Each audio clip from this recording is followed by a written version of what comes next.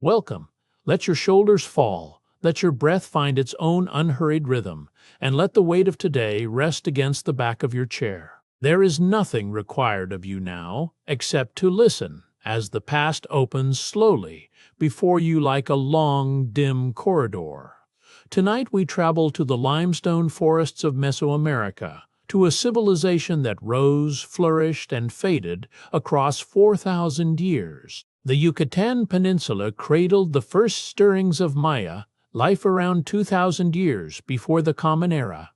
Low ridges of limestone rose above swamp and jungle, and small clusters of houses gathered near freshwater sinkholes called cenotes. Families built with pole and thatch, their walls plastered pale with lime. Nothing about these earliest villages hinted at the great stone cities still centuries away. Maize cultivation had shaped Maya life long before their temples of stone appeared.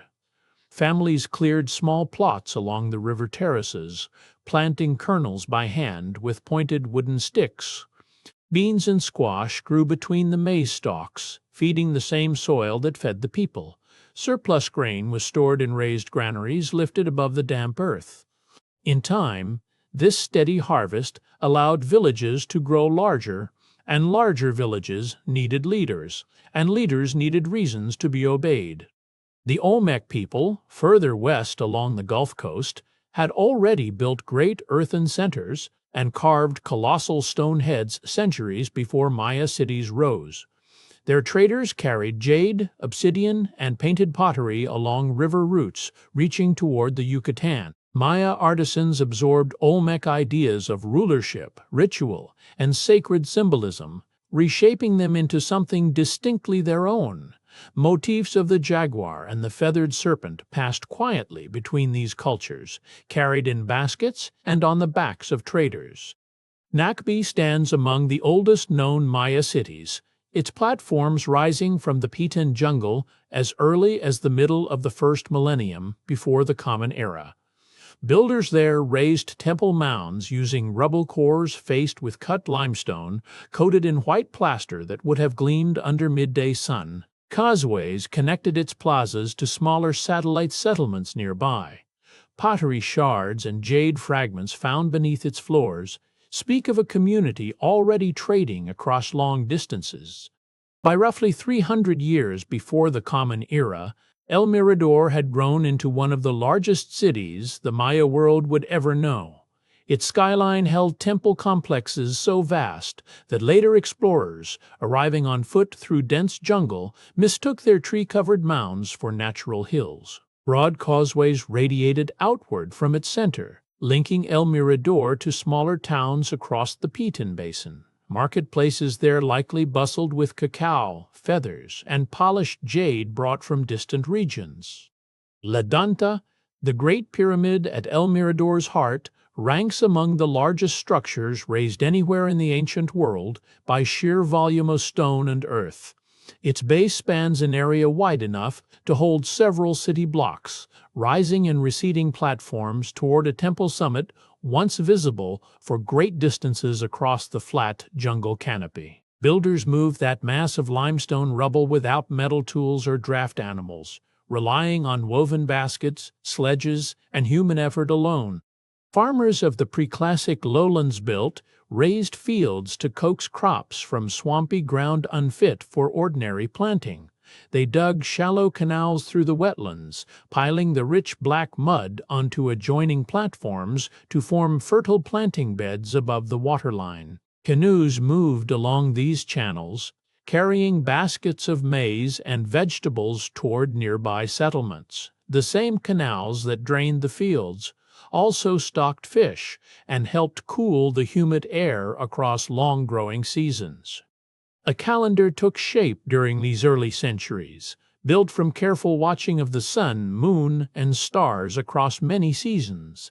Priests and early astronomers marked solstices and equinoxes using sightlines cut between temple platforms and distant hills. Two interlocking cycles, one of 260 days and one following the solar year, wove together into a rhythm that would guide planting, ritual, and memory for the next 2,000 years. Kingship among the early Maya carried the weight of the divine, with rulers understood as intermediaries between their people and the unseen forces of rain, maize, and sky. A ruler's authority rested on ritual performance as much as on lineage, requiring public ceremonies of bloodletting, feasting, and offering. Thrones were raised on the highest platforms of the city, facing plazas where thousands could gather to witness these sacred duties carried out in daylight. Writing began to take shape in the late pre-classic period, appearing first as brief carved symbols on stone monuments and portable jade objects. Scribes experimented with combining pictures of animals, gods, and everyday objects into signs that could represent both ideas and sounds. These earliest glyphs were rough compared to what would follow, yet they carried names, dates, and titles that later generations of Maya kings would refine into a fully developed script. Let your breath find its own unhurried rhythm now. Notice the pause that settles after each exhale, that small space where nothing is required of you. With every breath out, let your shoulders sink a little further into whatever is holding you. There is no need to breathe any particular way, only to notice the air moving in and out like tide against a shore that has all the time it needs. Let each exhale grow just slightly longer than the one before, carrying you further from waking and closer to rest. 250 years into the Common Era, scholars mark the opening of the classic period of Maya civilization. Cities across the lowlands entered an age of towering temples, carved monuments, and expanding populations. Plazas filled with stone stelae recording the names and deeds of ruling dynasties. Trade routes thickened between city-states, carrying jade, feathers, and cacao along river and jungle path. For the next 6 centuries, Maya kingdoms reached their greatest heights. Tikal rose above its neighbors to become one of the most powerful Maya city-states of the classic period. Its central plaza was framed by twin temple pyramids rising higher than the surrounding jungle canopy. Causeways radiated outward, linking outlying temples and reservoirs to the ceremonial heart of the city. Population estimates for Tikal at its height reach well into the tens of thousands. Its rulers commissioned monuments that still stand taller than most trees around them today. Each Maya city functioned as its own kingdom, never united under a single throne or crown.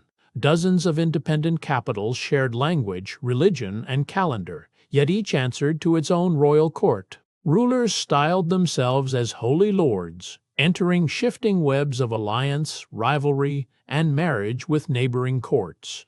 This patchwork of kingdoms resembled the city-states of classical Greece more than a single sprawling empire. No emperor ever ruled the Maya world as one people under one banner. Hieroglyphs, carved across temple walls and stone monuments, formed one of the most sophisticated writing systems of the early Americas. Maya scribes combined signs for whole words with signs for syllables, allowing them to write nearly anything they could speak. Glyphs curled and interlocked like small woven baskets, packed with meaning inside a single carved block. Trained scribes studied for years to master the hundreds of signs required for formal inscriptions. Their skill placed them among the most respected members of Maya court society. Knowledge in that world often lived on bark paper, folded into books known as codices. Scribes coated the paper with fine white lime plaster before painting glyphs and images in black and red ink. These folding books recorded astronomical tables, ritual calendars, and guidance for priests conducting ceremonies. Long shelves in royal libraries once held dozens of such volumes, each one wrapped in jaguar skin or cloth. Only a handful of pages from this vast library survive into the present day. 4 codices, and 4 alone, are known to have survived the destruction that followed Spanish conquest. Historians call them the Dresden, Madrid, Paris, and Grolier codices, named for the cities where they eventually surfaced. Each surviving page carries astronomical tables, almanacs, and ritual calendars painted centuries before European contact. Entire libraries of similar books once existed across the Maya region. What remains today would fit within a single small room. Zero, as a mathematical concept, took shape independently among Maya mathematicians long before it reached Europe. Scribes represented it with a simple shell-shaped glyph, marking an empty place within a column of numbers. This allowed Maya astronomers to calculate enormous spans of time with precision. Their zero functioned much like the one used in modern arithmetic centuries before merchants in Europe adopted the idea from Indian and Arabic sources. A small carved shell, in this way, carried the weight of infinity. Counting moved in base 20 for Maya mathematicians, built around fingers and toes rather than the base 10 familiar today. Dots and bars formed the basic numerals. A single dot for 1, a bar for 5. Stacked vertically, these simple marks could represent numbers reaching into the millions. Priests and merchants alike used this system for trade, tribute, and the deep calculations required by their calendars. Its logic was elegant enough that a child could learn it quickly. The long count calendar tracked time across thousands of years, reaching back to a fixed starting point deep in the mythic past. It counted days in an unbroken line, useful for anchoring events across many generations. Carved dates using this system appear on stelae throughout the Maya lowlands, tying each king's reign to a vast unfolding timeline. Astronomers used it to calculate eclipses and planetary alignments centuries into the future. Foreign influence entered Maya art around the year 378.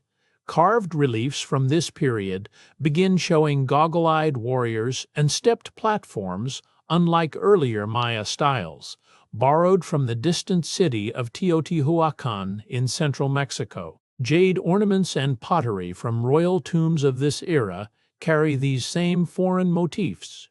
Trade, pilgrimage, or something closer to conquest may have carried the imagery southward. No single explanation has ever fully settled the question. Feel the weight of the day gathering in your shoulders and let it settle there fully. Your feet grow heavy first, sinking into the mattress like stones settling into a riverbed. That heaviness spreads upward, past your knees, into your hips, steady and unhurried. Your arms follow, heavy at your sides, hands loosening their hold on anything they were still carrying. Your head rests completely now, its whole weight given over to the pillow, nothing left to hold up on your own. Warriors bearing symbols associated with Teotihuacan entered Tikal in that same year, 378, according to inscriptions carved soon after. Stone monuments record a sudden end to the city's ruling line, replaced by a new lord tied by name to the distant highland capital. The carvings read two ways at once: conquest to those who study them one way, negotiated alliance to others, sealed perhaps through marriage or tribute. Whatever happened at Tikal, its dynasty afterward carried Teotihuacan's emblems into its own royal art. Divine descent formed the backbone of Maya kingship. Rulers traced their bloodlines to gods and to founding ancestors, weaving myth directly into political authority. A king's right to rule rested less on conquest alone than on his claimed nearness to the sacred order itself. Court ritual reinforced this constantly through bloodletting, costume, and carved genealogy stretching back generations. To question a king's lineage was, in effect, to question the order of the cosmos. A stela, tall and carved in high relief, stood as a public record of a king's reign. Sculptors cut portraits of rulers standing in ceremonial dress, surrounded by glyphic text naming their parents, their conquests, and the dates of key rituals. Plazas across the lowlands still hold rows of these standing stones, weathered but legible in places, even after 1,000 years of reign. Reading them today, researchers reconstruct dynasties once known only through broken fragments of memory. Alignment shaped temple design as much as height did. Maya architects oriented pyramid staircases and doorways toward sunrise points on the horizon, marking solstices, equinoxes, and the risings of particular stars. Priests atop these structures could track the turning year without written instruments, using the building itself as a measuring device. Some temples align precisely with the setting sun on specific festival dates, a coincidence too exact to have been accidental. Stone, in this way, became a kind of calendar. Copan rose into one of the great classic period cities, set in a valley in what is now western Honduras. Its rulers commissioned some of the finest sculpture in the entire Maya world, carved from a pale volcanic stone that held remarkably fine detail. The city's ball court, altars, and hieroglyphic stairway drew skilled artisans from across the region. Its dynasty traced 16 rulers across 4 centuries, each one recorded carefully in stone. Copan's valley still holds the outlines of its old plazas beneath open fields. Pakal ruled Palenque for most of the 7th century, guiding the city into its finest architectural period. Under his direction, builders raised the Temple of Inscriptions, its long hieroglyphic text recording generations of Palenque's royal history. Palace courtyards were expanded, water channels rerouted beneath the city, and sculpture reached a level of refinement rare, even among Maya cities. Pakal came to the throne as a boy and held it for well over 60 years, an extraordinarily long reign by any measure of the ancient world. A hidden stairway, sealed behind rubble for centuries, led archaeologists down into the heart of the Temple of Inscriptions. Mexican archaeologist Alberto Ruz Lyle cleared the passage in stages through the 1950s, finally reaching a sealed chamber deep beneath the pyramid's base. Inside lay a massive carved sarcophagus holding the remains of Pakal himself, surrounded by jade ornaments and a jade mosaic mask. The discovery revealed, for the first time, that Maya pyramids could serve as tombs and not only as temples. Warfare flared between Maya city-states with some regularity, recorded in carved victory monuments and captured prisoner scenes. Rival kings raided neighboring territories for tribute, captives, and control over valuable trade routes.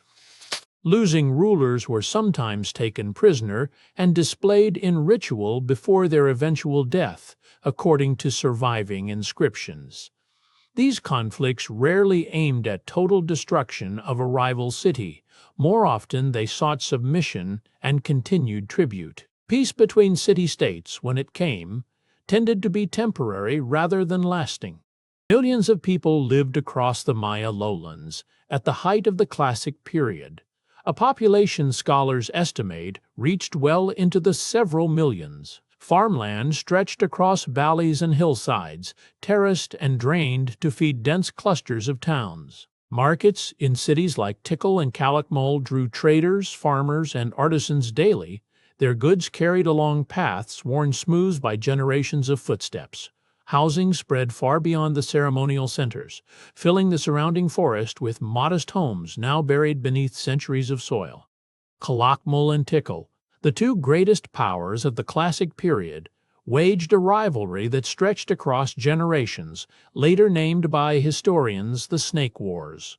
Calakmul's rulers built alliances with smaller cities to encircle and pressure Tikal from every direction. Stelae from both cities recorded victories, captured lords, and shifting fortunes across more than a century of conflict. Smaller kingdoms were drawn in as allies or targets, their loyalties shifting with each new campaign. The rivalry shaped the political map of the entire southern lowlands. Somewhere beyond the window, a low hum rises and fades, arriving like a tide and pulling back again. It might be wind moving through unseen branches, or simply the house settling into the night around you. Let it come close, then let it drift away, without needing to name it. Your shoulders can rest a little heavier now, sinking into whatever holds you. Each breath can be a little longer than the one before, taking its own time, The sound will return if it wishes. You do not have to wait for it. Raised stone roads, called sakbiab, connected Maya cities across the lowlands, some stretching for many kilometers through dense forest. Built from packed limestone and rubble, then surfaced with plaster, these causeways allowed easy travel regardless of season or rain. The longest-known sakbe linked the city of Koba to Yaksuna, running nearly 100 kilometers in a nearly straight line. Traders, pilgrims, and messengers moved along these roads on foot, since the Maya never developed the wheel for transport. Sections of these ancient roads still lie beneath the forest floor, their white surfaces long since swallowed by roots. Astronomers working from Maya cities charted the movements of Venus with an accuracy that still surprises modern researchers. Priests tracked its appearances as morning star and evening star, recording cycles across years of careful observation. These sightings were tied closely to warfare, coronations, and other events deemed favorable under Venus's influence. Buildings in several cities were aligned to mark the planet's extreme rising points along the horizon. Centuries of careful watching from open rooftops produced calculations remarkably close to the modern known cycle.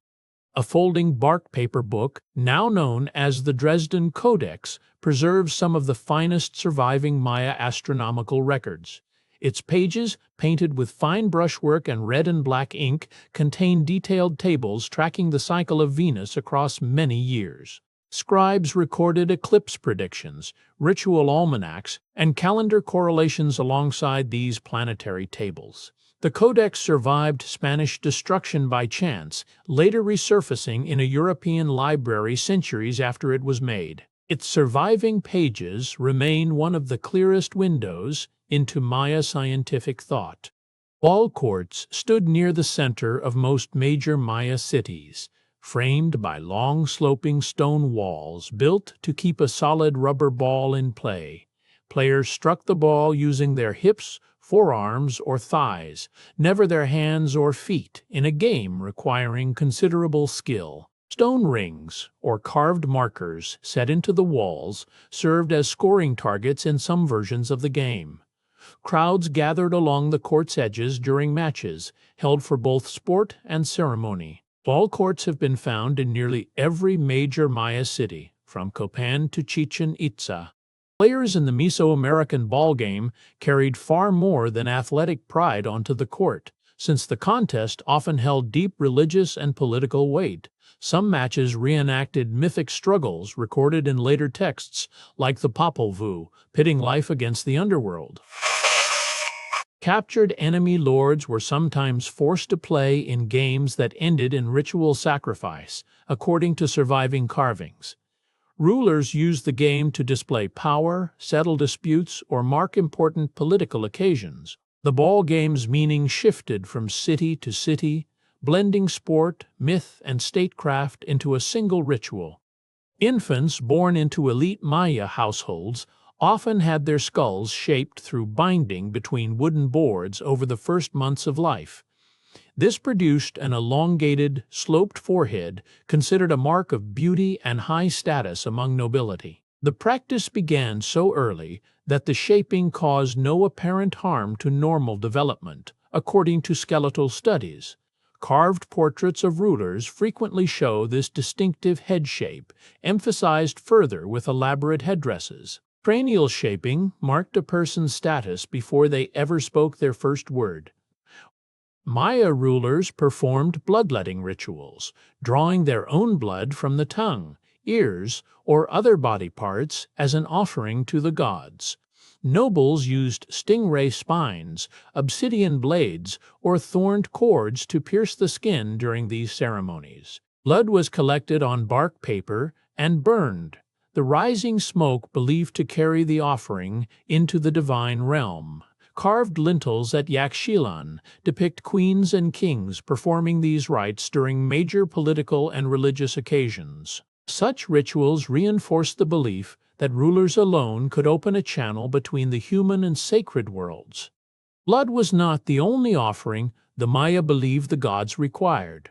Ritual sacrifice, including human sacrifice, formed part of ceremonies meant to renew the cosmic order and honor gods tied to rain, maize, and the sun. Captives taken in war were sometimes chosen for these rites, according to carved monuments at Yaxchilan and Bonampak. Surviving murals show such ceremonies with solemn formality rather than disorder. How often the rite truly occurred still divides archaeologists studying what little record remains.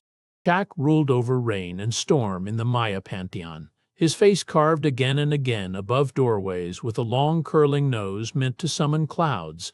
Kukulkan, the feathered serpent, embodied wind, learning, and the slow movement of Venus across the sky. Temples were oriented toward directions tied to these gods' paths through the heavens. Farmers prayed to Chak before planting season, leaving offerings of maize and copal incense at cave mouths and wells believed to open into the underworld. Marriage bound distant royal houses together as firmly as any treaty carved in stone.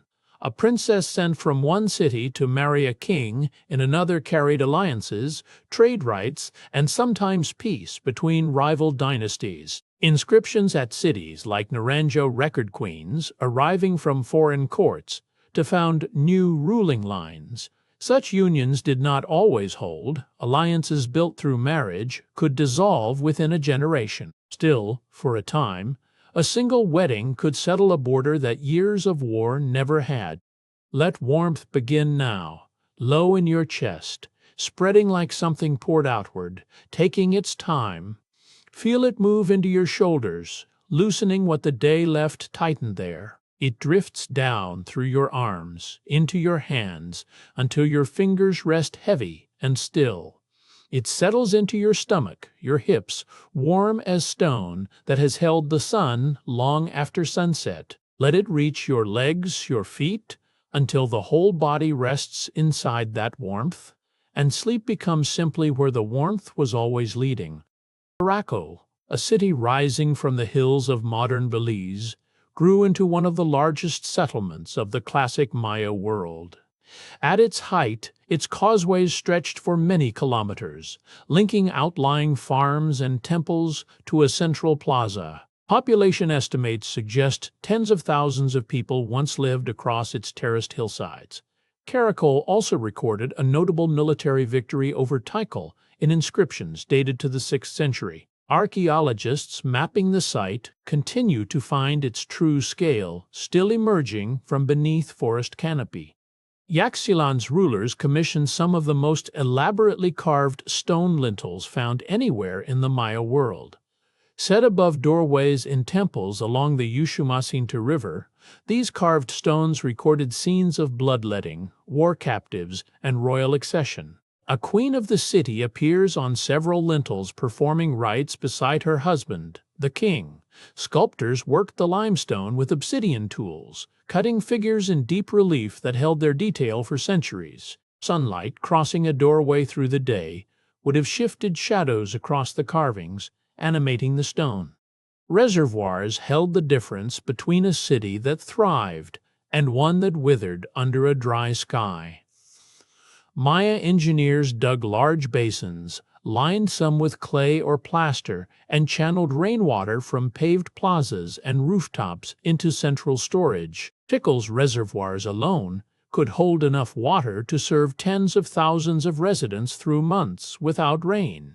These systems required steady upkeep, clearing sediment and repairing plaster linings before each rainy season began. Water management, more than any single monument, shaped where a Maya city could grow and how long it could last. Tikal's reservoir system could carry the city through the long, dry stretch between one rainy season and the next. Several major reservoirs, connected by channels and dams, collected runoff from temple roofs and paved courtyards across the city center. Engineers built causeways and plaza surfaces with a slight slope, guiding water towards storage, rather than letting it scatter into the forest floor. Sediment cores taken from these reservoirs have since revealed traces of the very rains that filled them centuries ago. The system worked well for generations before drought tested its limits. Rain arrived on a schedule the Maya learned to read like a second calendar. Farmers planted maize expecting rains to begin in late spring and continue through summer months, feeding fields that had no rivers to draw from directly. Without steady seasonal rainfall, the limestone shelf beneath the Yucatan held little surface water, leaving crops dependent almost entirely on what fell from the sky. A single missed rainy season could mean hunger by the following year. This dependence tied the fortunes of kings as closely to weather as to war. Farmers across the Maya lowlands practiced a method later called milpa, clearing a section of forest, burning the felled brush, and planting maize, beans, and squash together in the ash-enriched soil. After a few years of harvest, the plot was left fallow, allowed to return to forest while a new section was cleared elsewhere. This rotation let the soil recover its nutrients over time. Whole villages moved their fields in long cycles, following patterns passed down through generations, before population growth left less land free to rest. Deep hillsides across parts of the Maya lowlands were reshaped into long, level terraces. Farmers built low stone walls along the slopes, catching soil that would otherwise wash away with the rains. Behind each wall, a flat strip of earth held maize, beans, or cacao trees rooted in soil that stayed in place season after season. Terracing took considerable labor to build and maintain, but it let hill country support crops for generations. Some of these old walls still trace the hillsides beneath present-day forest cover. Goods moved along footpaths, rivers, and coastal canoe routes stretching across much of Mesoamerica. A trader from Tikal might handle salt from the coast, cotton cloth from highland villages, or cacao beans grown days away by canoe. Marketplaces in major cities drew merchants from distant kingdoms, each carrying baskets or bundles wrapped in woven fiber. Some obsidian found in lowland cities traveled from volcanic sources hundreds of kilometers away in the highlands. These networks bound Maya cities together long before any single ruler controlled them all. A blade of black volcanic glass could travel a long way before reaching the hand that used it. Obsidian, sharp enough to cut with barely any pressure, was quarried from highland outcrops far from the lowland cities that needed it. Traders carried cores and finished blades along established routes, exchanging them for salt, feathers, or worked jade. Workshops in cities like Tikal received these cores and struck them into tools for shaving, cutting, and bloodletting rituals. The stone itself carried a story of distance in every fractured edge. Jade carried a weight in Maya society far beyond its rarity. Carved into beads, pendants, and small mosaic masks, the pale green stone was linked to water, breath, and the color of young maize leaves. Rulers were buried, with jade placed over their mouths or nested in their hands, a substance believed to hold something of life itself. Sources of jade lay far to the south, in the Motagua River Valley, requiring long journeys to bring the stone north. Few materials in the Maya world carried more meaning than this one. Somewhere beyond this story, dust hangs suspended in a shaft of late light, moving so slowly it seems almost still.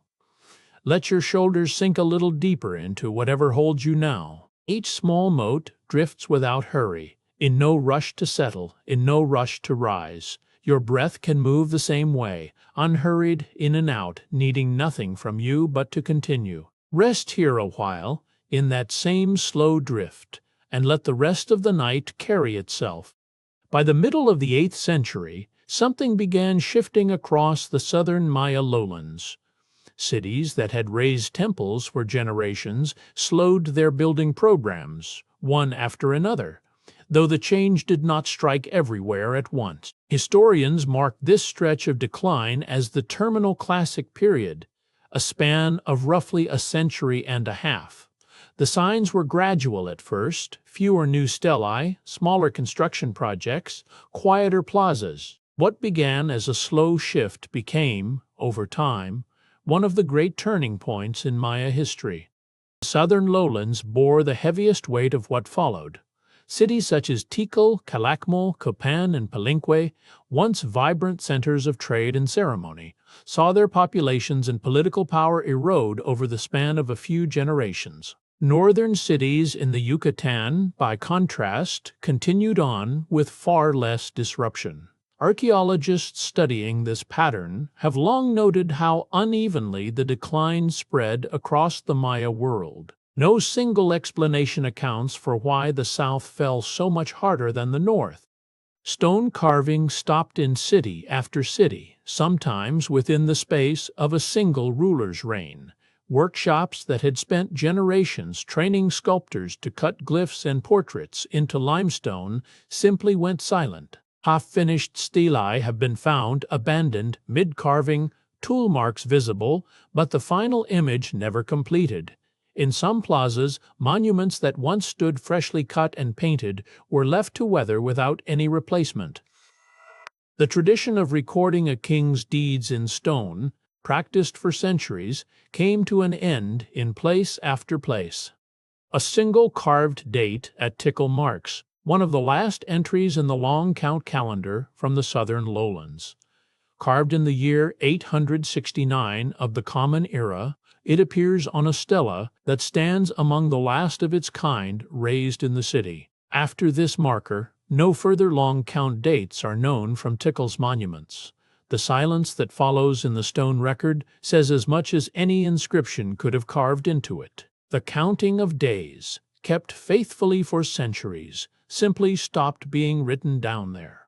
Villages that once held thousands thinned to a fraction of their former size within a few generations. Archaeologists estimate population in parts of the southern lowlands fell by as much as 90% between the 8th and 10th centuries. Fields, once cleared for maize, returned to forest, and plazas that had drawn markets and ceremonies stood empty of the crowds that once filled them. Skeletal and settlement evidence from this period point to abandonment rather than sudden catastrophe. The land itself, over time, absorbed what people left behind. Drought settled over the Yucatan Peninsula more than once between the years 800–1000 of the Common Era.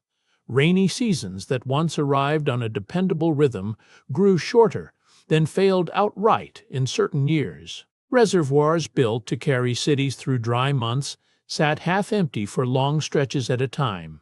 Farmers watched fields that had fed their households for many seasons turn brittle and pale beneath a sky that would not open. These were not single bad years, but a run of them, one following the last.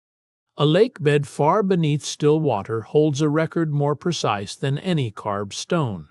Cores drilled from lakes across the Yucatan and northern Guatemala reveal layers of sediment thinned by years of scant rain. Scientists reading these layers, grain by grain, have traced a stretch of severe drought spanning the terminal Classic period. Pollen trapped within the mud shows forests thinning even as farmland pushed outward. The lake itself became an unintended archive, sealed and undisturbed for over 1,000 years. Reduced rainfall lines up with unsettling precision against the years of the Maya collapse. Charting drought intensity against the abandonment of southern cities, researchers found the driest stretches falling close to when monument building ceased and populations thinned.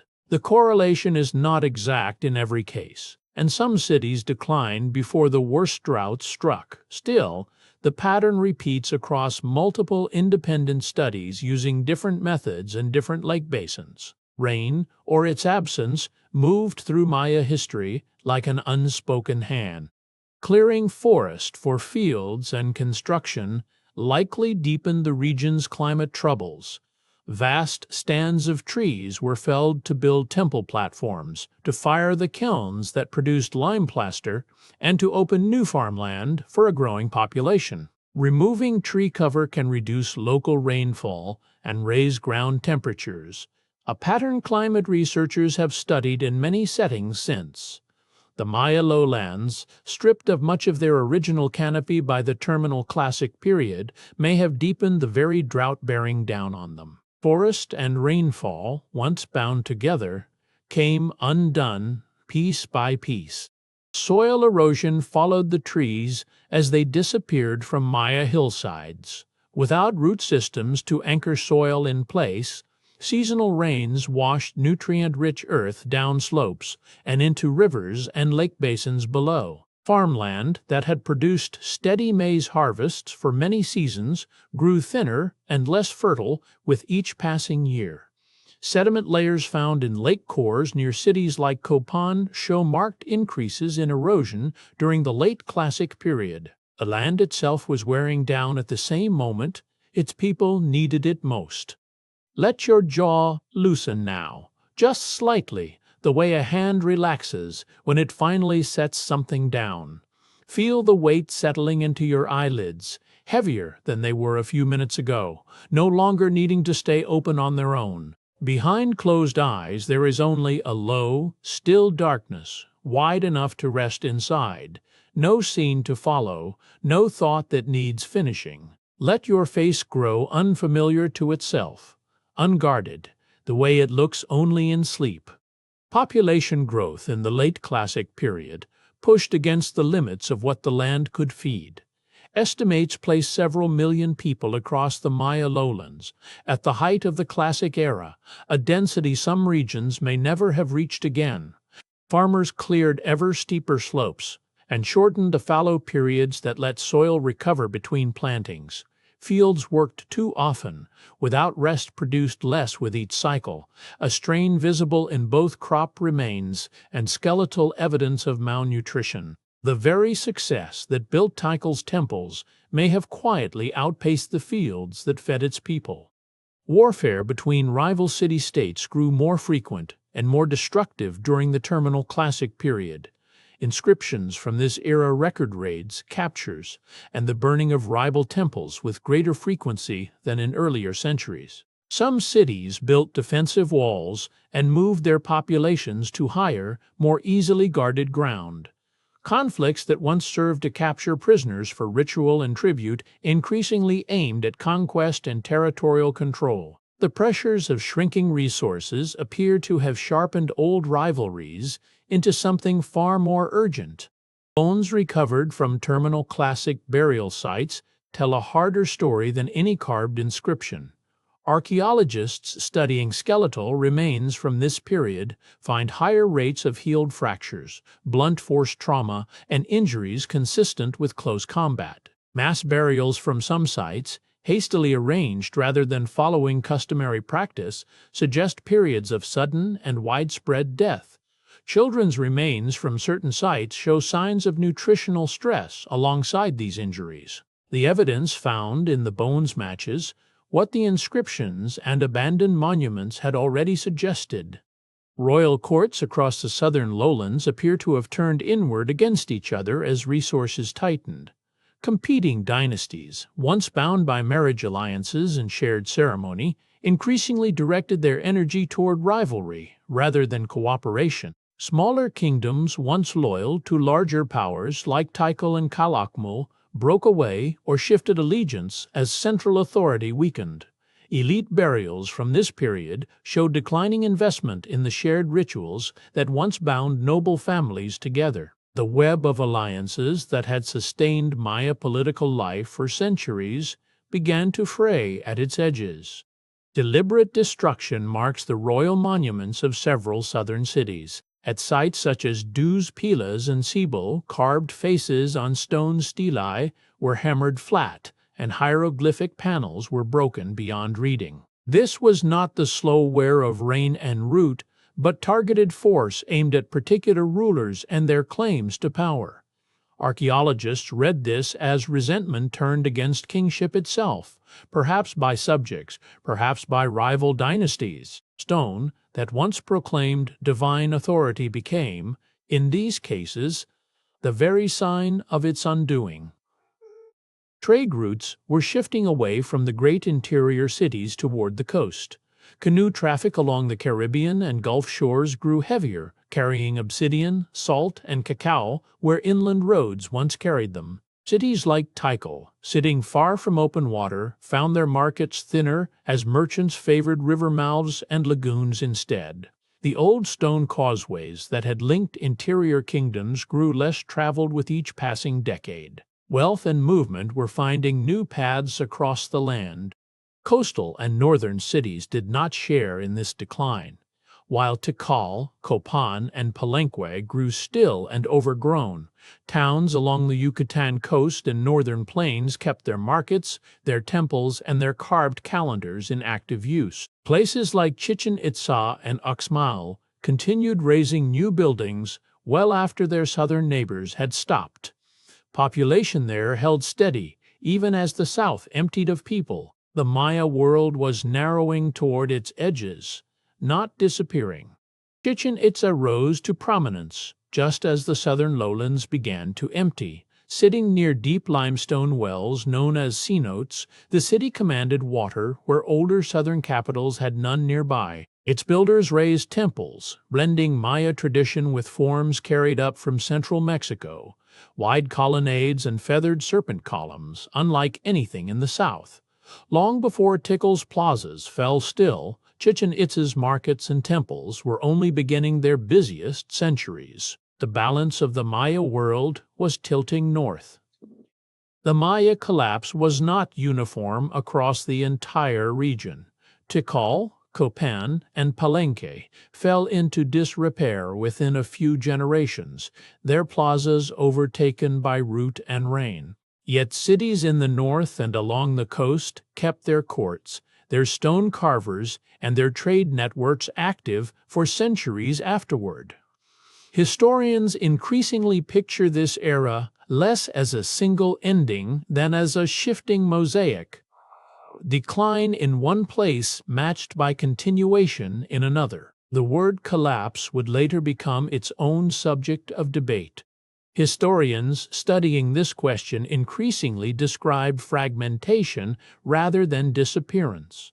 No army swept across the lowlands, and no single year marked a final end. Instead, royal courts broke into smaller and smaller units, political authority scattering, while ordinary households, farms, and market towns carried on much as before. Written and archaeological evidence agrees on this point. Kingship fell apart long before the people who lived under it did. The land kept its people even as its crowns came undone. Notice the shape of your breath without trying to change it. Air moves in, fills the chest, and finds its own unhurried way out again. Let each exhale grow a little longer than the one before it, spilling loose like water down a worn stone step. There is only this breath, and the next one after it, arriving on its own without hurry. The failure of divine kingship ideology may have deepened the crisis pressing on southern courts. Maya rulers had long presented themselves as go-betweens with the gods of rain and harvest, their rituals said to secure the rains each season. When drought persisted despite years of ceremony, the belief system holding up the throne came into question. Temples built to inspire confidence in royal power stood instead as monuments to promises that had gone unmet. The crisis was not only of crops, but of belief itself. Faith in a ruler's command over rain likely thinned across these difficult years.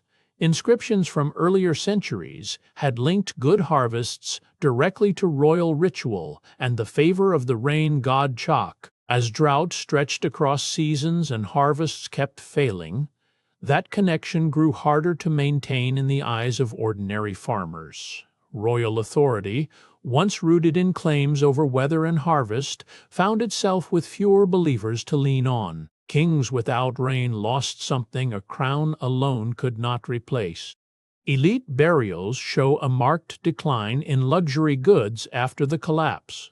Tombs from earlier centuries held jade ornaments, painted pottery, and imported obsidian mirrors arranged with careful ceremony. Burials dated after the crisis contain far simpler offerings, plain vessels, and fewer imported materials, if any grave goods appear at all.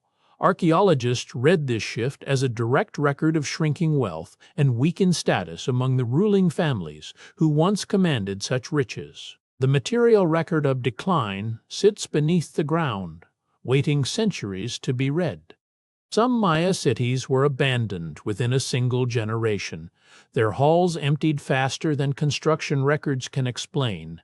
Households left behind grinding stones, storage jars, and unfinished tools scattered across swept floors. Archaeologists find no signs of sudden violence in these places, only a silent withdrawal, room by room. Whole neighborhoods stood empty, while nearby fields turned to scrub within a few short decades. The speed of departure still puzzles researchers piecing together the layered dust of these forsaken rooms. Certain cities raised new walls and ditches in their final years, a sign of mounting unease. Palisades of wood and stone appeared around plazas that once stood open to the surrounding countryside. Watchtowers rose at Duz Pilas, guarding roads that had never before needed guarding. These defenses came late, built in haste, with reused stone pulled from older monuments. Fortification, in the end, could not hold back whatever pressures were already closing in.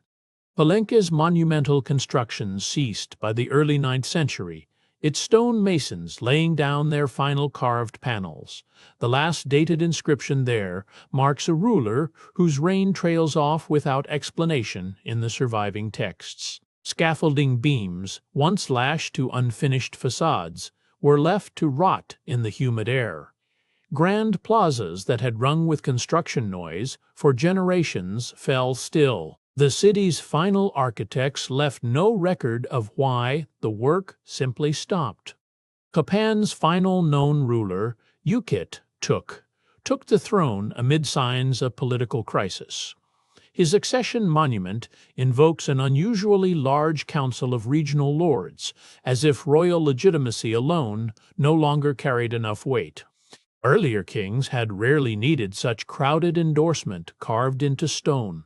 Historians studying his inscriptions note the anxious tone of a court reaching for support wherever it could be found. His reign marks the last confirmed royal succession the city would record. Copan's non-elite population persisted for generations after its royal court faded from the record. Farming households in the valley continued planting maize and beans long after the last stela was carved. Pottery styles evolved gradually, showing steady daily life rather than sudden abandonment. Radiocarbon dates from rural hearths stretch centuries beyond the final royal inscription. The valley's ordinary residents outlasted the dynasty that once ruled over them. Environmental stress combined with social upheaval likely drove the collapse across the southern lowlands.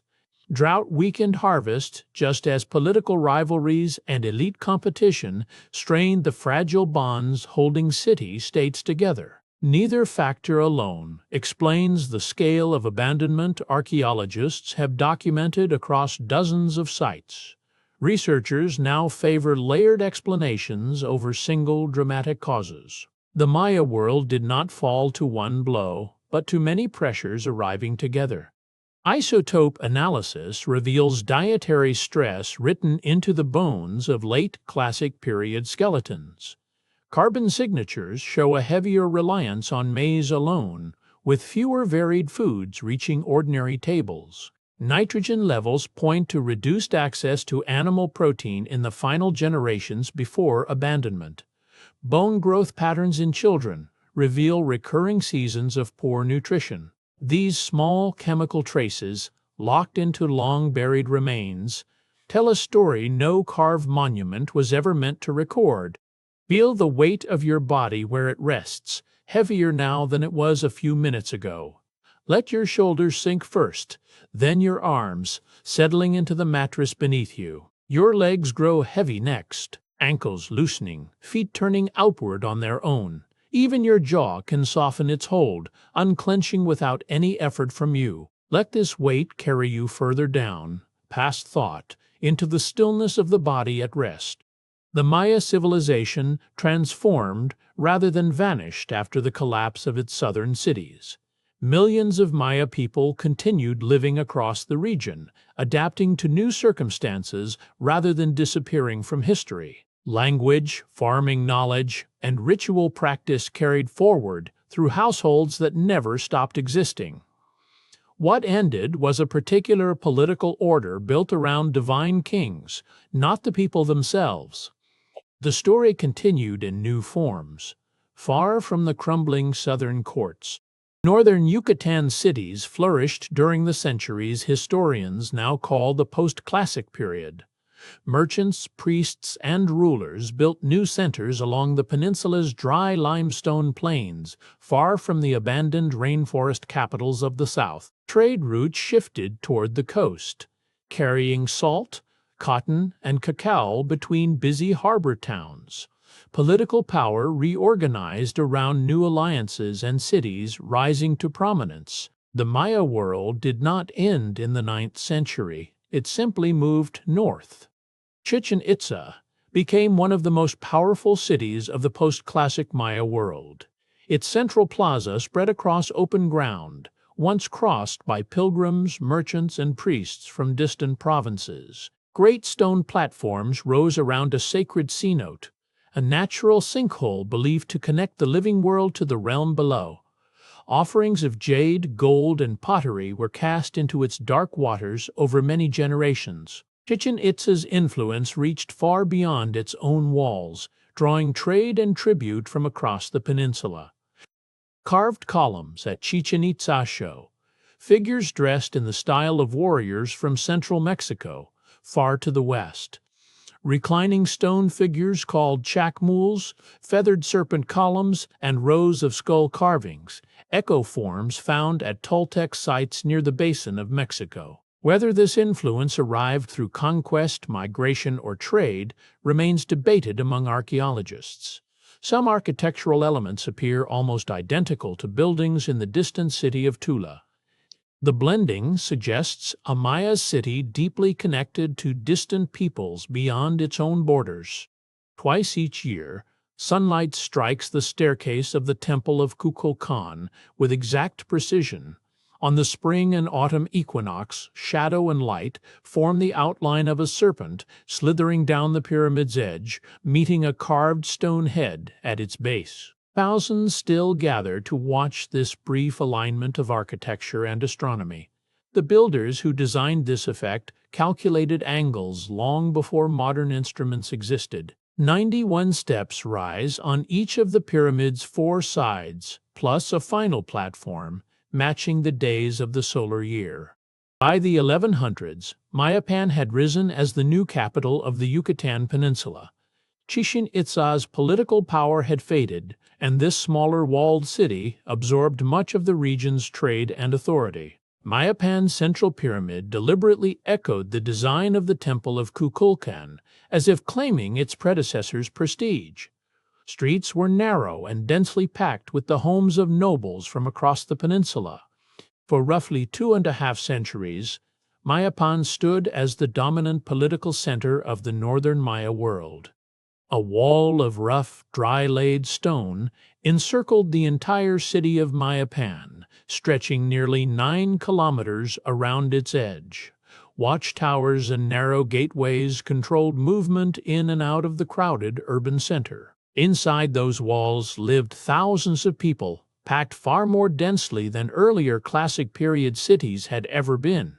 The wall suggests a world grown wary, where raiding and rivalry between noble houses had become common. Defense, rather than open display, shaped the way this later capital was built. Governance across the post-classic Maya world shifted away from the single, all-powerful kings of earlier centuries. Ruling councils made up of noble lineages increasingly shared power within cities like Mayapan. Multiple family houses held influence together, rather than concentrating divine authority in one royal bloodline. This arrangement spread both risk and reward more widely among the elite. It marked a fundamental change in how Maya political life was organized. Canoes loaded with salt, cotton, and cacao moved steadily along the Yucatan coastline during the post-classic centuries. Long dugout vessels, some large enough to carry dozens of paddlers and cargo, traveled established sea routes connecting distant ports. Coastal towns grew wealthy, managing this maritime traffic, trading goods that never touched the interior jungle roads of earlier centuries. Obsidian, gold ornaments, and feathers moved alongside everyday goods like fish and woven cloth. The sea had become as important to Maya commerce as any inland road ever was. Tulum stood above the sea as one of the Maya world's busiest trading harbors. Built on limestone cliffs overlooking the Caribbean, its walls faced inland while its temples watched the water. Ships and canoes anchored below, unloading turquoise, copper bells, and feathers gathered from far beyond Maya territory. A small tower-like structure near the shore may have helped guide vessels safely toward the harbor at night. Tulum thrived long after many older inland cities had fallen silent. Somewhere beyond the window, a low hum rises and fades, arriving without asking and leaving the same way. Maybe it is wind moving through unseen branches, or the far-off hush of a house settling into night. Let it come close, then let it drift back out, taking nothing from you and asking nothing in return.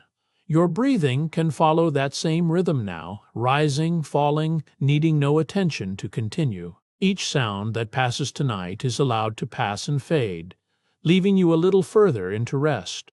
To see, cacao beans passed from hand to hand as a form of currency among Maya traders and buyers.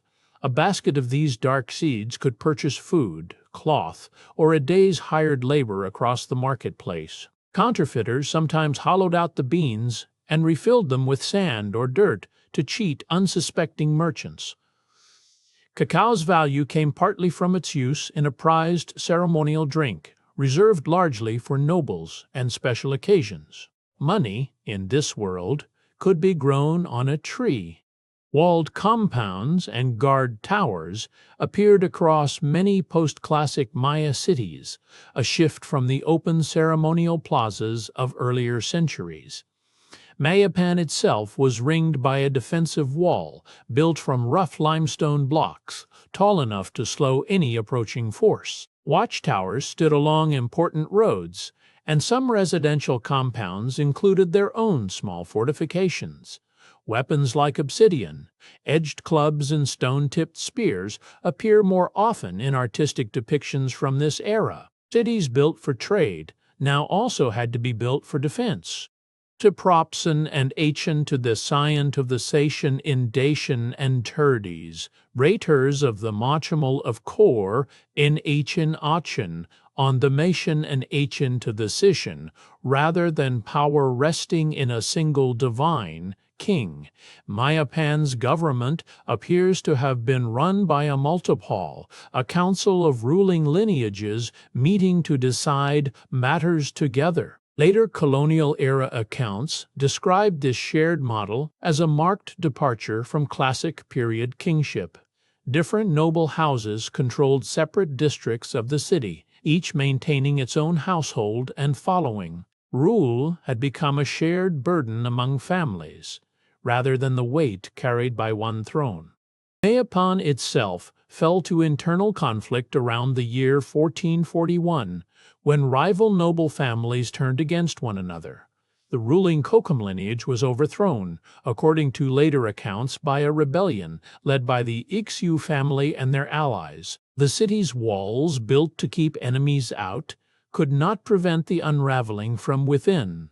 Mayapan was abandoned soon after, its temples and household compounds left to the weather. Its fall scattered the region's noble families back into smaller, separate towns.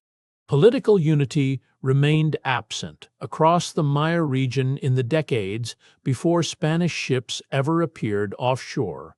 Dozens of small kingdoms and city-states governed their own territories, often trading and occasionally warring with their neighbors. No single Maya ruler held authority over the whole peninsula, unlike the vast empires the Spanish had already encountered elsewhere.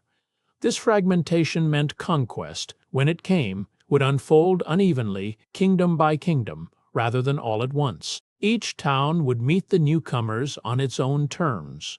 Spanish explorers first reached the shores of the Yucatan in the early 1500s, sailing along coastlines already mapped by Maya traders for centuries. Francisco Hernández de Córdoba's expedition of 1517 encountered fortified towns and organized resistance almost immediately upon landing. These early voyages returned to Cuba with reports of stone temples and gold ornaments, stirring further interest in the region.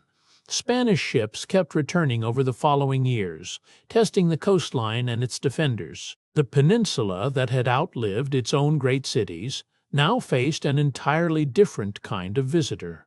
Francisco de Montejo led some of the earliest sustained Spanish campaigns against Maya defenders, beginning in the late 1520s. His forces faced fierce resistance and difficult terrain, and his first attempt to establish a colony ultimately failed. Montejo's son, sharing his father's name, later renewed the campaign with greater success in the following decade. Spanish accounts describe long marches through dense forest, contested river crossings, and towns that had to be taken more than once. Conquest of the Yucatan proved far slower than the Spanish had first expected. Maya resistance to Spanish conquest lasted more than a century, far longer than most other campaigns across the Americas. Dense forests, seasonal flooding, and a lack of centralized government all worked against a quick Spanish victory. Some kingdoms negotiated uneasy truces, while others retreated deeper into the jungle rather than submit. Spanish records describe entire garrisons withdrawing after prolonged sieges failed to break Maya defenses. The forests that once supported great cities now offered refuge to those unwilling to be governed. Nopatin, the last independent Maya kingdom, fell to Spanish forces in the year 1697, built on an island in Lake Petén Itzá. The city had remained free of Spanish rule for generations after most of the peninsula had already submitted. Spanish soldiers finally crossed the lake in flat-bottomed boats, overwhelming the city's defenders in a single coordinated assault.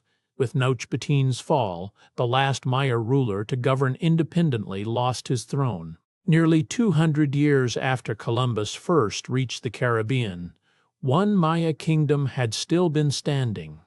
Disease traveled ahead of Spanish soldiers, often reaching Maya towns long before any conquistador arrived in person. Smallpox, measles, and other unfamiliar illnesses spread rapidly through populations with no prior exposure or immunity. Entire households fell ill within days, and some villages lost most of their residents within a single season.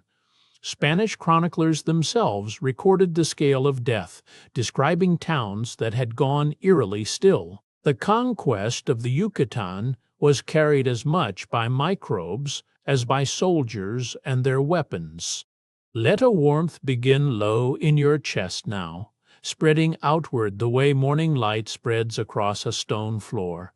Feel it move down through your arms, loosening your hands, your fingers, until they rest without any effort at all. Let it travel into your legs next, down through your knees, pooling into your feet like water finding the lowest point in a room. Your shoulders can drop a little further, released from whatever weight they were holding. Wherever this warmth reaches, let it stay there, and let the rest of you follow it toward sleep. Smallpox arrived in the Yucatan without banners or soldiers, carried quietly in the breath and belongings of the newcomers themselves. Villages that had stood for generations lost most of their people within a single outbreak. Spanish friars recorded burying the dead in numbers too great to count individually.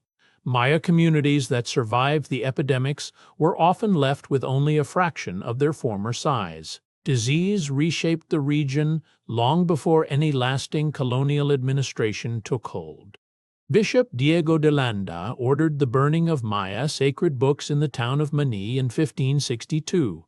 Franciscan friars gathered painted bark, paper codices from local temples and household shrines, stacking them for a public fire. Landa later wrote that the destruction caused the Maya considerable distress, describing their sorrow at watching generations of recorded knowledge disappear. Only a handful of codices are known to have escaped that fire and others like it. The flames consumed astronomical tables, ritual calendars, and dynastic records built up across centuries. The same bishop who ordered that destruction also produced one of the few written keys to the Maya language that survives today. In his manuscript on the affairs of Yucatan, Landa recorded the Maya alphabet, calendar signs, and descriptions of daily customs. 20th-century scholars later used his notes, imperfect as they were, to help unlock the meaning of Maya hieroglyphs. Without that manuscript, decades of decipherment work might never have found a starting point. A single life left behind both destruction and an unlikely preservation. Spanish missionaries arrived across the Yucatan with a mission of religious conversion as urgent to them as any military campaign. Franciscan friars built churches directly atop old temple platforms, reusing carved stones from earlier structures. They taught Catholic prayers in the Yucatec Mayan language to reach audiences who spoke no Spanish. Baptism, confession, and the Mass were introduced alongside efforts to suppress older ceremonies and images. Conversion stretched across generations rather than concluding within any single lifetime. Maya communities absorbed Catholic teaching without abandoning their own inherited beliefs entirely. Saints' festivals were layered onto older agricultural ceremonies, tied to rain, maize, and the turning of the seasons. Village altars sometimes held Catholic images beside offerings rooted in far older tradition. Priests recorded frustration at practices they could not fully suppress despite repeated efforts. What emerged was a distinct, blended faith, neither purely Catholic nor purely the religion of earlier centuries. Yucatec Mayan speech continued inside colonial households long after Spanish became the language of law and church record. Grandparents taught grandchildren words for maize, rain, and household tools passed down since before any Spanish ship arrived. Colonial notaries occasionally recorded land transactions and wills written in Mayan using borrowed Latin letters. Entire villages conducted daily life in their native tongue, while Spanish remained largely confined to official settings. Language endured in kitchens and fields, even as political power shifted elsewhere entirely. By the early 17th century, the Maya population of the Yucatan had fallen to a fraction of its size before contact. Disease accounted for much of the loss, but forced labor, relocation, and famine also took a lasting toll. Spanish tribute demands pulled workers away from their own fields into mines, ranches, and construction projects. Entire towns were resettled into new planned villages built around a central church. The demographic decline reshaped the region for generations that followed. European interest in Maya ruins faded almost entirely for roughly 2 centuries following the conquest. Overgrown temple platforms sat beneath dense forest canopy, visited mainly by local farmers and occasional travelers passing through. Colonial administrators showed little curiosity about structures they viewed as remnants of a defeated and largely forgotten people. Maps from the period left vast stretches of the interior blank or vaguely labeled. The great cities of the classic period waited in near silence, unremarked upon by the wider world. Spanish priest Ramón de Ordóñez wrote some of the earliest surviving descriptions of Palenque during the 1770s. Working from accounts gathered in Chiapas, he described a stone city hidden within dense forest, its buildings covered in carved figures and inscriptions. Ordóñez speculated at length about the ruins' origins, drawing on legends and imperfect local reports. His writings reached colonial officials in Guatemala, sparking modest curiosity about the site. It marked one of the first moments Palenque re-entered, written record after centuries of obscurity. Antonio del Rio led an official expedition into Palenque in the year 1787, sent by the Spanish crown to investigate the ruins firsthand. His crew cleared vegetation, cut through walls, and excavated several buildings using tools better suited to demolition than careful study. Del Rio's report, illustrated with crude drawings, was eventually published in Europe decades after his death. It offered some of the first images of Palenque ever seen outside the region. The report's rough methods reflected the earliest and least careful era of Maya archaeological exploration. Somewhere behind closed eyes, a small ember settles into ash, its orange light fading to a low, steady glow.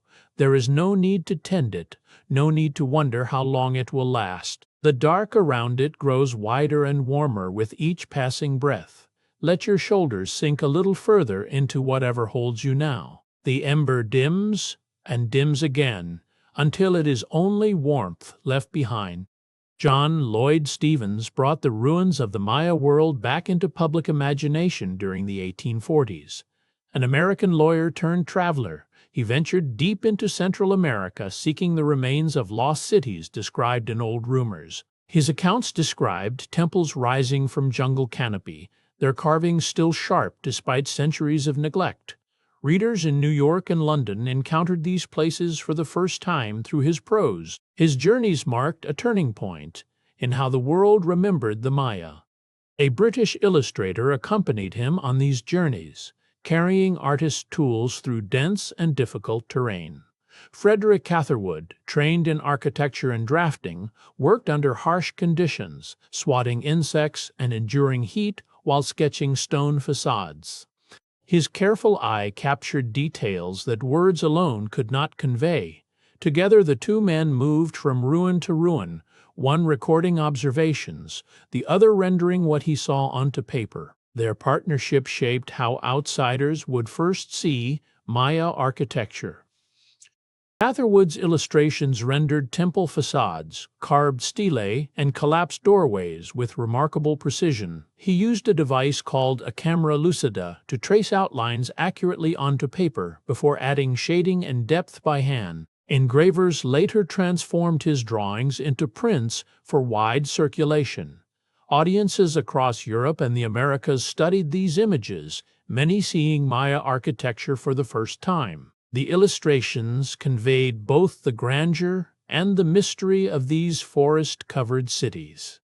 1841 saw the publication of Incidents of Travel in Central America, Chiapas and Yucatan, written by Stevens and illustrated by Catherwood. Readers found themselves drawn into descriptions of stone cities swallowed by tree roots and vine. The book's success encouraged further exploration and eventual scholarly study of the region's past.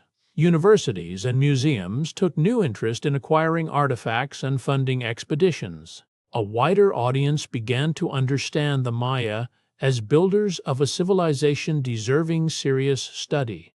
Not every early theory about these ruins proved accurate. Writers speculated that Maya cities were built by survivors of Atlantis, wandering Egyptians, or lost tribes of Israel. Such ideas circulated in popular books long after Stevens argued for a simpler explanation, that the ruins were the work of ancestors of people still living in the region. The persistence of these myths reveals how unfamiliar Maya achievement seemed to outside observers. Decades passed before serious scholarship replaced these fanciful accounts. Alfred Maudslay approached Maya ruins with a different discipline in the 1880s, treating documentation as a rigorous scientific task. He hauled bulky photographic equipment through remote jungle, along with plaster and paper for making casts of carved stone. Each visit to a site meant weeks of careful measurement, cleaning, and recording under difficult tropical conditions. His resulting photographs offered far greater accuracy than earlier hand-drawn sketches. Maudslay's meticulous approach set a new standard for archaeological documentation in the region. Maudslay's plaster casts preserved the exact contours of carved glyphs that weather and vegetation continued to erode. Scholars in distant museums could examine these reproductions without the difficulty of travel to remote sites. His photographs, printed with unusual clarity for the era, allowed researchers to compare inscriptions from different cities side by side. This growing body of accurate reference material became essential for anyone attempting to decode Maya writing. Decades later, decipherers still relied on his careful records. The Carnegie Institution of Washington launched a major excavation program at Chichen Itza during the 1920s. Teams of archaeologists, architects, and laborers worked for years, clearing vegetation and stabilizing crumbling structures. Funding on this scale allowed for reconstruction efforts far beyond what earlier explorers could attempt.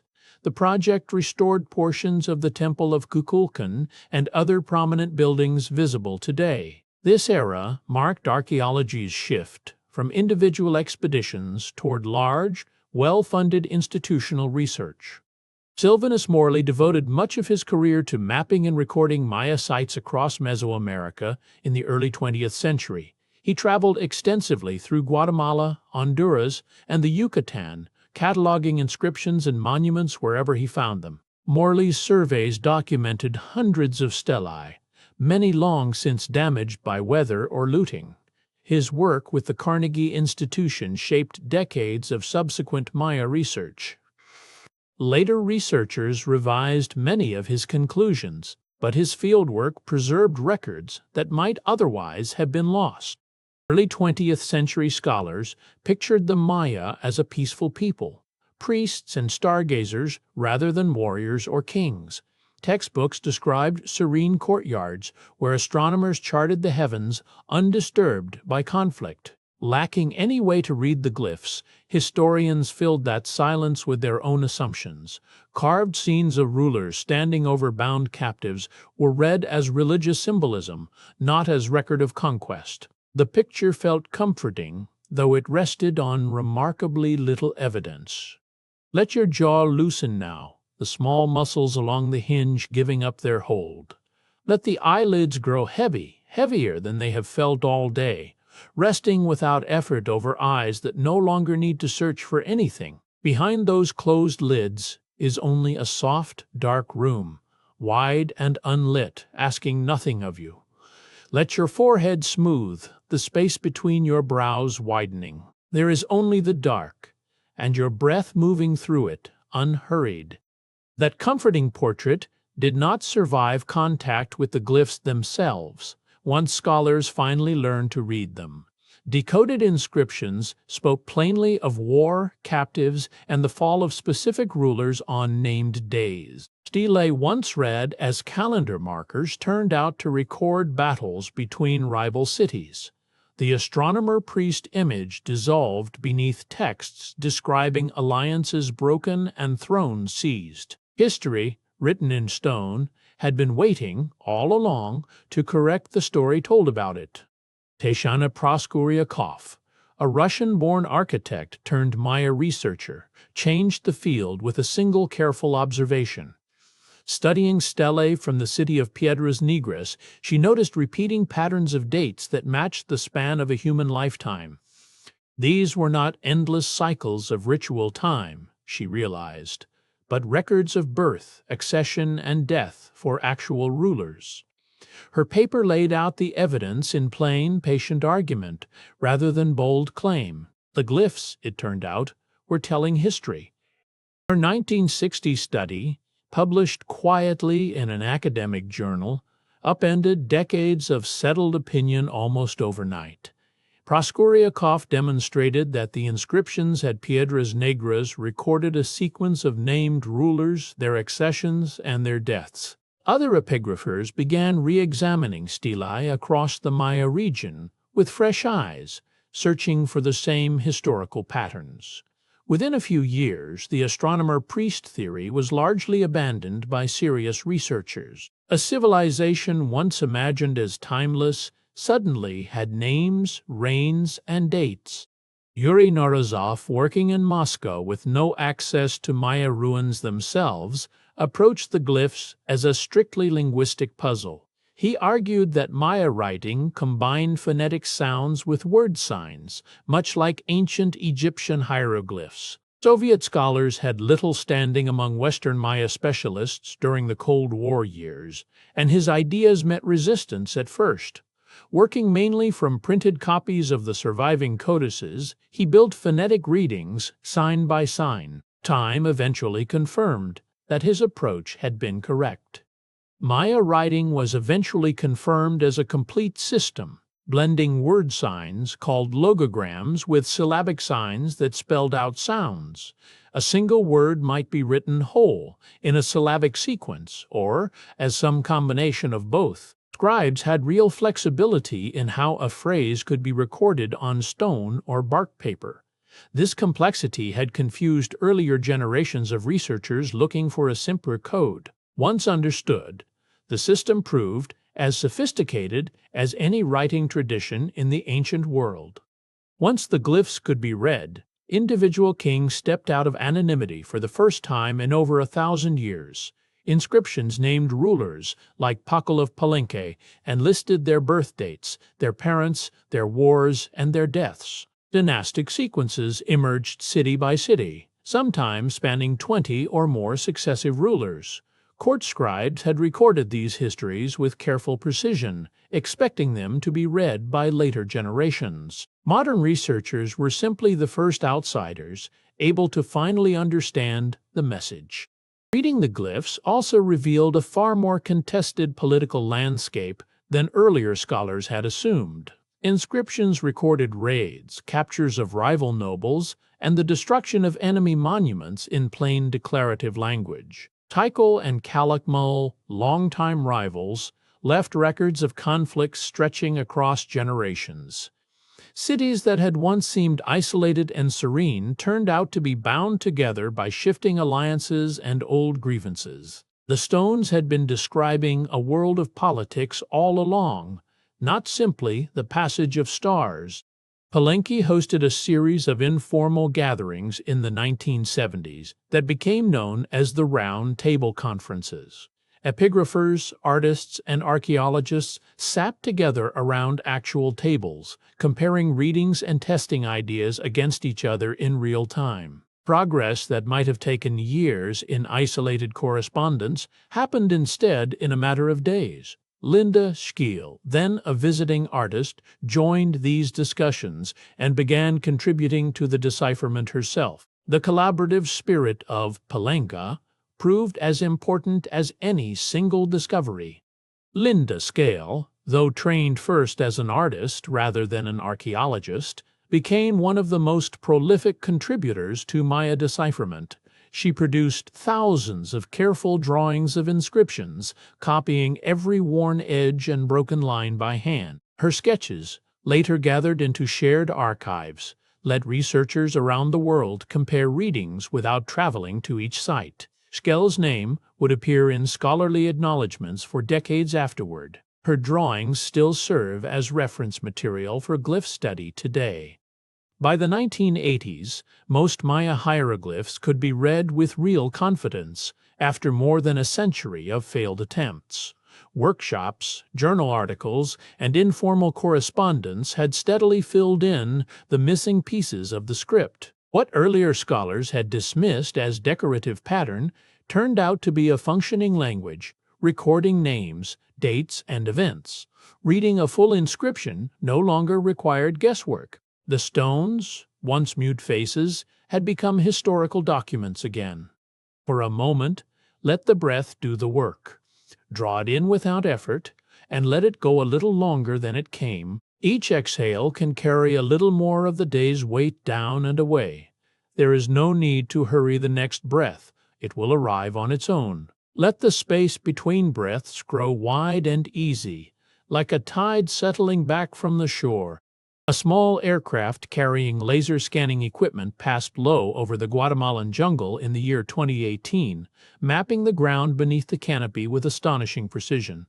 The equipment, called LiDAR, sent pulses of light downward and measured what bounced back from the forest floor. Within months, researchers had identified over 60,000 previously unknown structures hidden beneath centuries of trees. Houses, walls, and platforms invisible from the ground suddenly appeared on computer screens. The scale of what had gone unseen surprised even veteran archaeologists. Beneath that same laser survey, wide stone causeways emerged, linking cities that had once seemed separate and distant from each other. These raised roads, called Sakbiab by the Maya themselves, ran for many kilometers through dense terrain. Some connected major centers directly, while others linked smaller farming communities to regional hubs. The causeways implied organized labor and long-term planning on a scale not previously appreciated. Cities once studied in isolation turned out to have been part of an interconnected network all along. The structures revealed by LiDAR suggested a population across the Maya lowlands far larger than earlier estimates had allowed.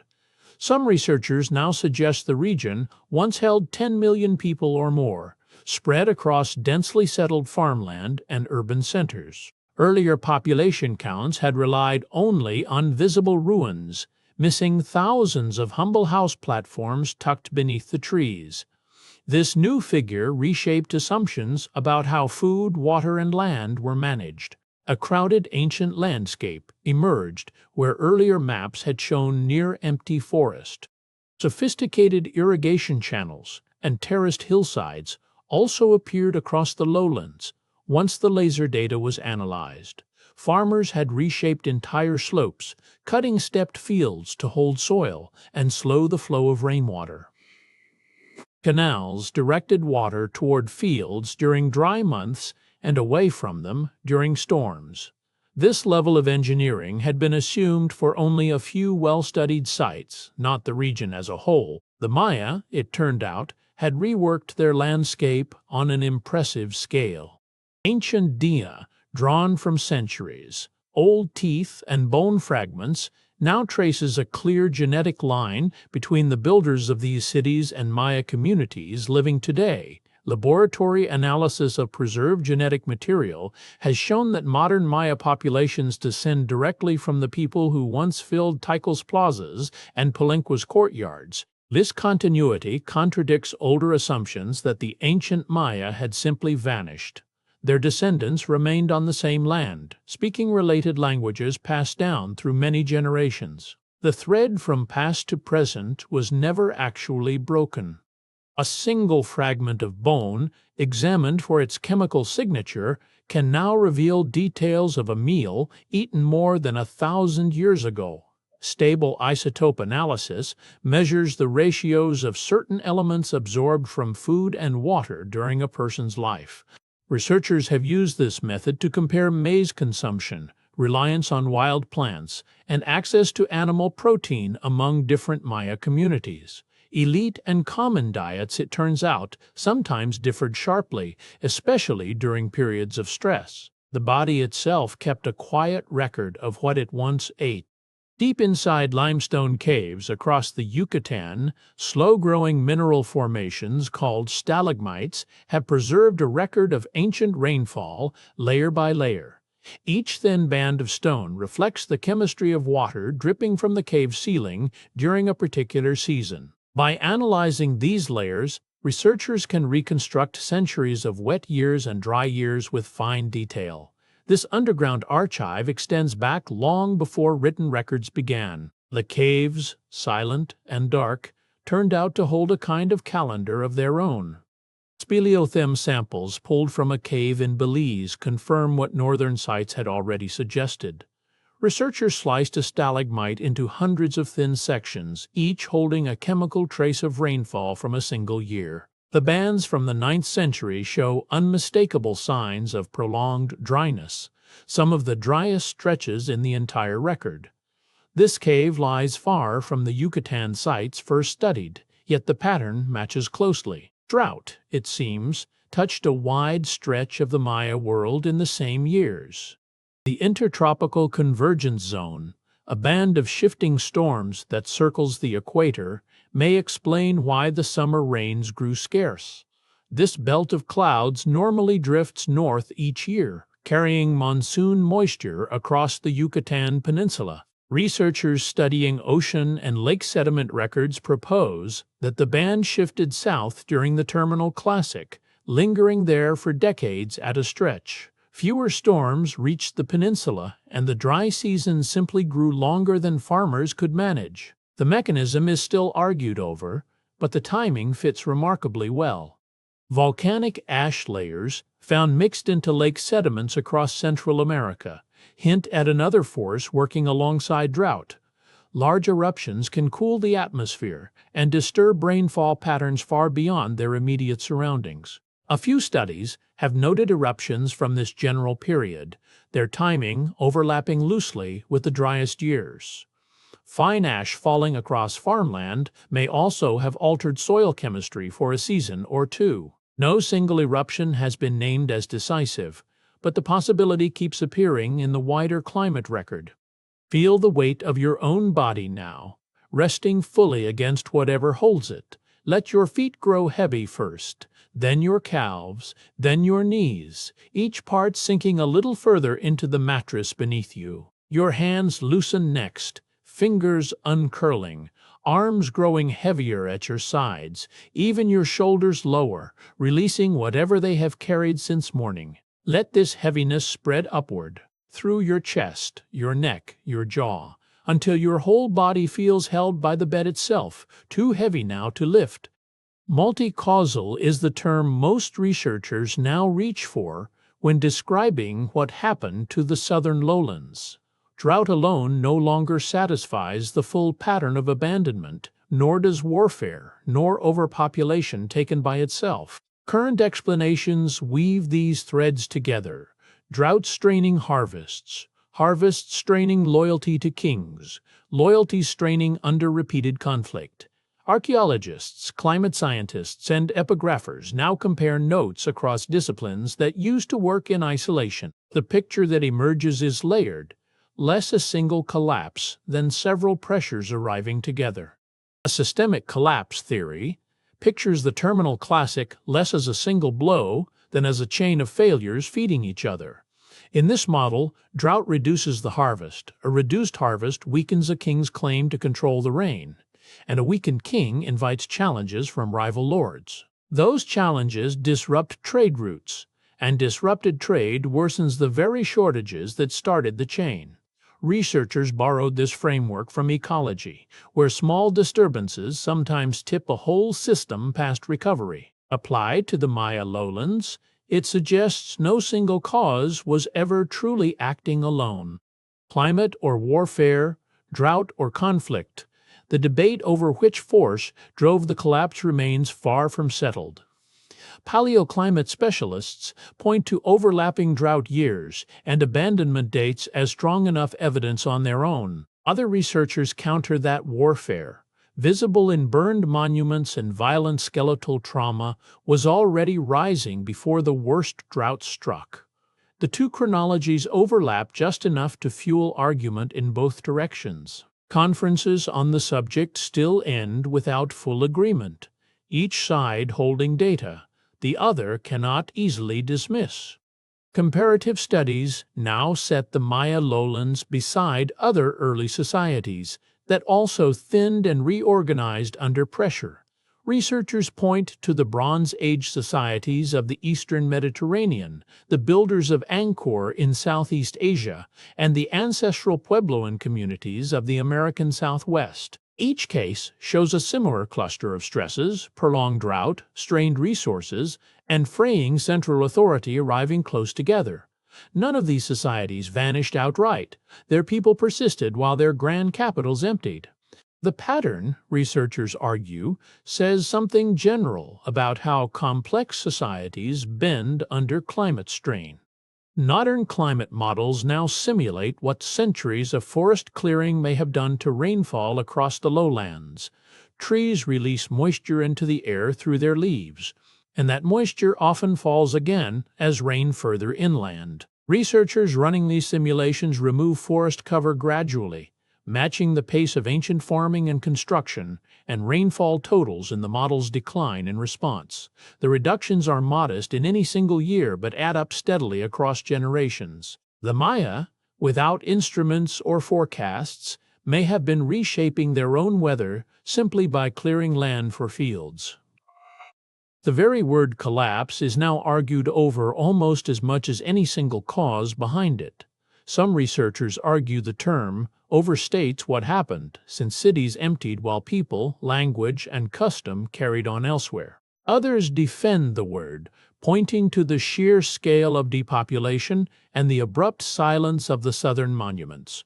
Journals still host this argument, sometimes proposing decline, sometimes transformation, sometimes fragmentation in its place. Even after a century of study, the story refuses to settle into one tidy sentence.